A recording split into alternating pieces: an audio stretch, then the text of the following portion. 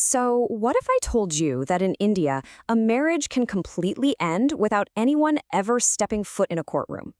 Today, we're going to dive into the really fascinating world of extrajudicial divorce, where old traditions and personal laws still have a ton of power.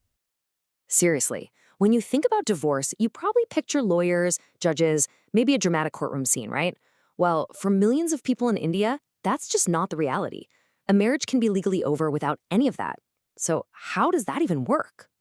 All right, here's a quick look at what we're covering. We'll kick things off with the whole idea of divorce outside the court system.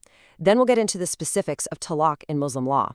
We'll even see how women can get the power to initiate divorce. From there, we'll jump over to Hindu customary divorce and wrap it all up by looking at this constant pull between ancient customs and modern ideas of equality. You see, India's legal system is this really unique mix of formal, written laws and these super deep-rooted personal laws that are all about religion and custom. And what that means is, for a lot of folks, getting a divorce isn't about going to court. It's about following traditions that have been around for centuries.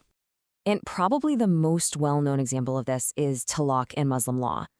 This practice really shines the light on a unique power dynamic inside a marriage, and it's a perfect place for us to start. So, what exactly is talaq? Well, at its most basic, it's the right of a husband to end his marriage just by saying so. He doesn't have to give a reason, he doesn't need a court's permission, and his wife doesn't even have to be there. It's a completely personal act.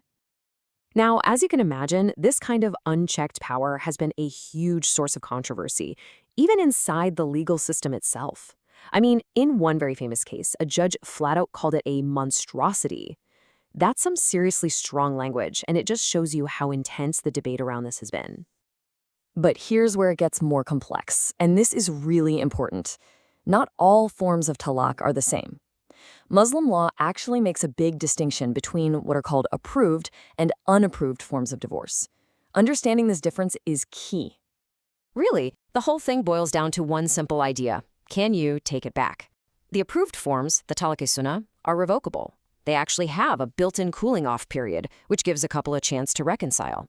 But the unapproved form, talaq-ul-bidda, that one's instant, and you can't take it back. It slams the door shut on any chance of reconciliation. Okay, let's look at the most approved form first. It's called ahsan talaq. This is how it works. The husband makes a single declaration of divorce. That kicks off a waiting period called the iddah. And the beautiful thing about this is that it's not final yet. The husband can change his mind and revoke the divorce anytime during that period. So it's a pretty clear process. One statement, a waiting period, and a real chance to patch things up. The whole structure is designed to stop people from making a permanent, life-altering decision in the heat of the moment. Then you have the next approved form, Hasan Talaq. This one's a much more deliberate process. The husband has to make 3 separate pronouncements spread out over 3 months. And the divorce only becomes final and binding after that third and final statement. So again, there's tons of time built in for second thoughts and reconciliation. And that brings us to the most controversial one of all, talaq-ul-bidda, which you probably know as triple talaq. This is the one where a husband could say, I divorce you, I divorce you, I divorce you, all in one go. And boom, the marriage was over. Instantly, irrevocably, no waiting period, no chance to take it back. This practice was debated for decades, and then, in 2017, everything changed. In a massive, landmark judgment, the Supreme Court of India declared instant triple talaq to be unconstitutional. This was a truly monumental moment for family law in India. Now, we've been talking about talaq as the husband's right, but here's a really fascinating twist. Muslim law actually has a way for a wife to be the one to initiate the divorce. It's called talaq-e-tafweez, which basically means delegated divorce. What happens here is the husband can actually hand over his power to pronounce divorce to his wife. This can be written right into the marriage contract from day one, or it can happen anytime during the marriage, and it becomes an incredibly powerful tool for a woman to control her own destiny.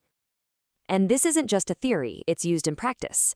A lot of times, specific conditions are attached. For instance, a marriage contract might say the wife gets the right to divorce if her husband marries a second wife, or if he's cruel to her. If those conditions are met, she can then exercise that power herself. Okay, let's switch gears a bit.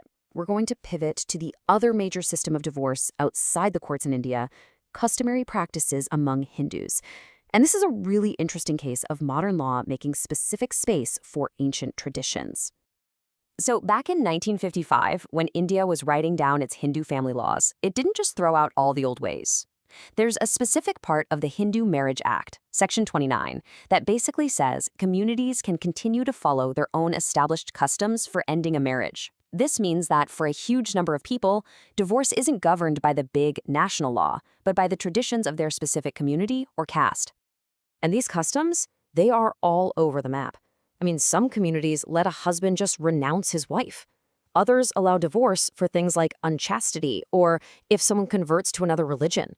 And in a lot of communities, all it takes is a simple agreement between both people, sometimes made official by a village council or a panchayat.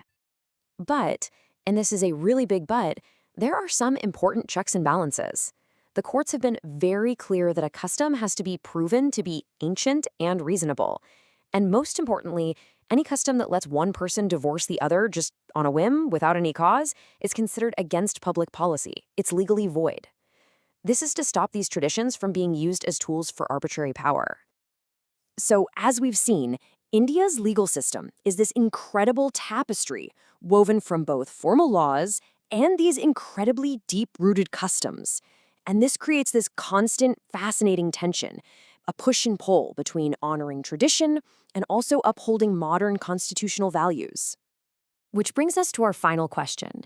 The Supreme Court's ruling on triple talaq clearly shows a shift towards making personal laws line up with constitutional rights. But the bigger challenge is still there. How does a society like India balance its cherished, age-old customs with the modern promise of equality for everyone, especially for women? It's a huge question the country is still wrestling with, and it's a story that is definitely not over yet. Thanks for watching.